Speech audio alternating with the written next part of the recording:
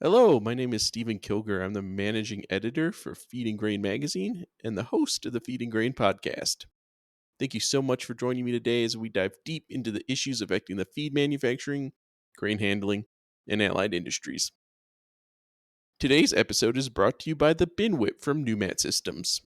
The powerful dual impact Bin Whip removes the toughest buildup and blockages in industrial storage silos without hazardous silo entry. Learn more today at binwhip.com. Today, my guests are Greg Franzen and Mark Herbert from Faithful and Gold, a global consulting firm specializing in agribusiness construction projects. We talk about how companies can best handle large building projects to make sure everything goes smoothly and finishes on time. I hope you enjoyed the interview. If you want to help out with the podcast and are listening to this in a podcasting app, please rate us and subscribe. If you're listening online, sign up for the Feed and Grain newsletter, Industry Watch. That'll help you see when new podcasts drop and help you stay up to date with all the news from around the industry. Now, on to the show. Hi, Greg, Mark. Thanks so much for coming and talking to me today.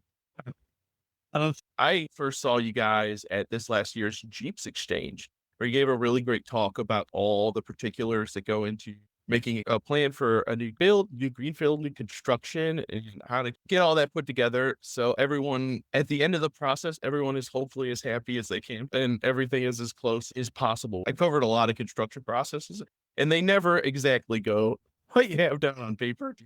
There's always some form of change. Most of the success of a project is how your team is able to deal with change. Yeah, definitely. Before we get too far into it, can you guys tell me what you do? You work for a company called Faithful and Gold, which is a construction consulting company, correct?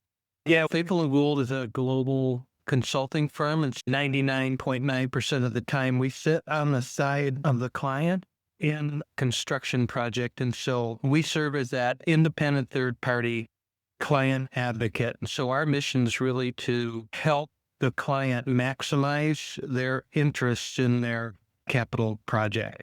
So that's what we do. Excellent. And what do you guys specifically do for the company? I'll let you introduce yourself and your role. Yeah, thanks. My name is Mark Herbert.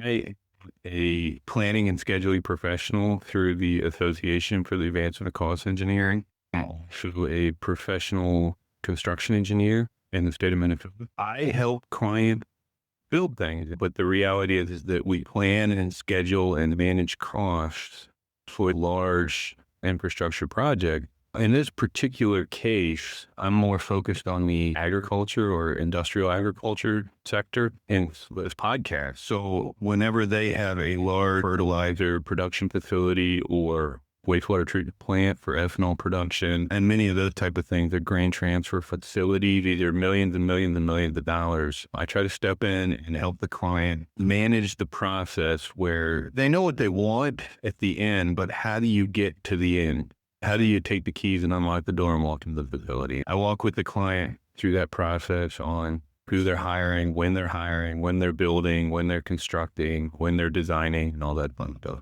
My name is Greg Franzen. Mark and I both sit in the Minneapolis office, and I oversee our agri-food project work in the U.S. Agri-food includes agribusiness projects for clients that typically participate in Jeeps and also food manufacturing. That's my role in the company. Our mission is to be flexible and help clients where they need help, whether that's fill in gap for resources or providing a team of people to help or providing a cost estimate. And so that's sort of what we do in the agri-food sector. I've interviewed a lot of facility managers, regional managers, that kind of thing, and feed and grain handling. And while a lot of them get pushed to the forefront of these big construction projects, it's not usually their normal job. It's usually such a big thing that doesn't happen that often. So it's really nice to hear that you're here to help them with something they probably will only do once or twice in their career and also don't have a ton of experience with. That's a good point. Many times we work for clients and their operations director might be responsible for a very large project in addition to their day job. It puts a tremendous load on people. Our objective is to support people through implementing good construction processes to help them be successful in delivering their project. Really, you're leading into one of the first items we wanted to talk about, which was a project charter. What is a project charter? During your presentation at Jeeps, you mentioned project charter and those initial steps of initiating it. So for our listeners that might not know or have experience with that, can you explain what a project charter is and why it's an important part of the overall construction process? Sure. The project charter is the initial step in the formation of a project.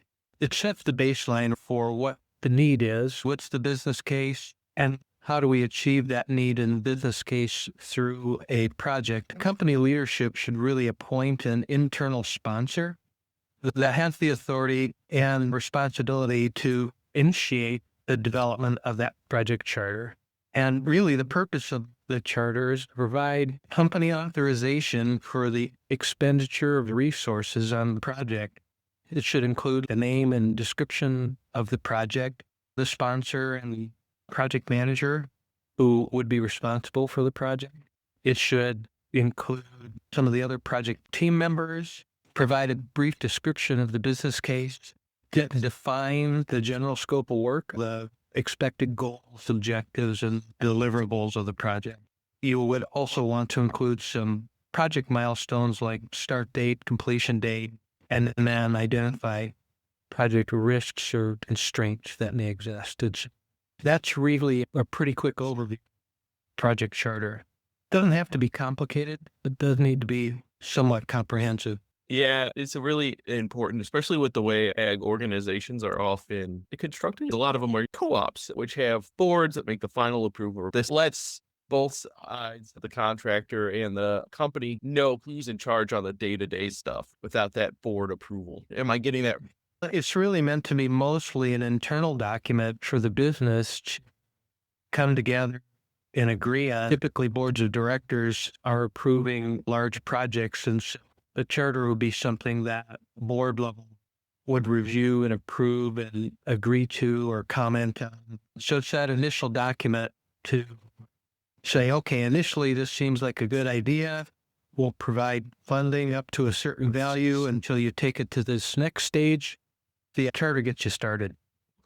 Very interesting. During your presentation, another thing I found really interesting is, especially for companies that have a lot of facilities and may have done this more than once, can you talk a little bit about the importance of documenting and implementing the lessons learned from the previous projects? I found that really fascinating part of your original presentation. I think Mark and I are going to tag team on this one, but I'll take the first stab at that. From lessons learned, we all understand what lessons learned. From the time you were a little kid, you might put your hand on the hot stove once, and hopefully that's a reminder not to do that again because it hurt. All of us that have that built into us, experience is one of the best teachers. And capturing lessons learned is simply an organized method to capture those lessons that we've learned through the course of the project, document them, and then store them in a way that can be easily pulled up by many others. So document management is really important, having good document management and communicating to others in the business where these lessons learned are. And then also applying the lessons learned to the appropriate time in project development. The experience out of our head onto paper and more appropriately documented electronically so that we can share that experience with others and others can benefit from the experience we all have. And so it's getting the information out of our head so that we have it digitally and then storing the information in a centralized location like in a SharePoint and making it available to others that have projects and coordinating the naming convention. Is it what type of a lessons learned? Does it have to do with electrical systems, mechanical systems, civil? Organizing it in a proper way and then implementing it on new projects. At the beginning of a project would be a good time to review lessons learned from previous projects. During the design engineering kickoff, value engineering workshops, procurement and construction kickoff, and project closeout. All those steps need to work together to apply lessons learned. Mark, you had another thought here on mediation, arbitration. Just to add to what you were saying, talking about important. Why is it important? Unfortunately, claims happen a lot in projects for one reason or another, and So you wind up going through mediation, arbitration, God forbid litigation. Having the documentation for current projects is so good because the legal proceedings and things often happen years after the project's already done.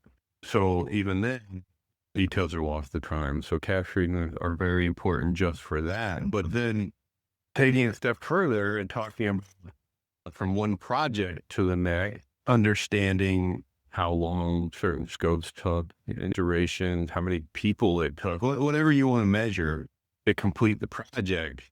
When these arguments start to rear their ugly head, you might have a better footing on, hey, the plan is right and the execution is wrong. Because when you don't have that documentation and lessons learned coming in from older projects, it becomes an argument of, hey, maybe the plan was flawed and our execution was good. And so there's an argument there. So having the documentation and lessons learned support the idea of the owner saying, oh, we had a good plan, it was your execution that didn't happen. That's kind of speaking to the importance of documentation and implementing lessons learned. Another one, Greg was mentioning it earlier, about passing the knowledge down throughout human history. A lot of it's been verbal and oral traditions they pass down through people. It's kind of the same here where you're looking for the most experienced people when you're starting projects. And I'm not saying that, in fact, that's very good to do, but alongside we should be looking for also the most experienced documentation of other projects and coupling those two. I'm not saying that that knowledge is a substitute for human experience, because it's not. But it will shore up the idea of having experienced people with historical knowledge out there that makes a complete picture for project planning and just make things fail. It's like night and day when you're going through the process. Once you have that foundation to come off of, the idea that people come and go, turnover can get high. And I know everybody says, well, it's just people are changing jobs all the time these days. Well, I've been around long enough to know that that's kind of the way it's always been.